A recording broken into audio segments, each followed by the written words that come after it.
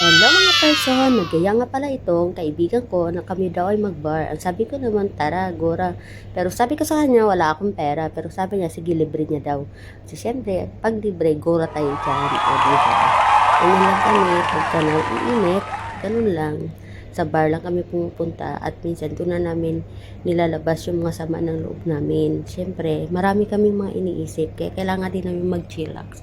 Dumating na nga itong mga kaibigan namin. Syempre, yung mga kaibigan ko ngayon, matagal ko ng kaibigan niya sa Doha. Ngayon lang kami nag-meet. Kaya sabi ko, sige go. Yung isa kong kaibigan, siyempre ang liit-liit, ang galing-galing sumayaw. Siyempre, anong laban ko dun dahil. Lahat sila naka-tube, o diba, si sexy. Ang gaganda pa. Yan talaga ang mga kaibigan ko. Matatagal ko ng mga kaibigan sa Doha. O diba? Kita-kita lang, chillax-chillax lang. Enjoy-enjoy lang. Pero nung mga nalasing na, ayan, kanya-kanya na ng sayaw. Oh Kanya-kanya na my ng giling. God. Pero syempre, tagay-tagay is life. Ganun talaga.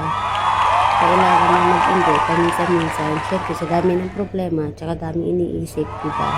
Bye!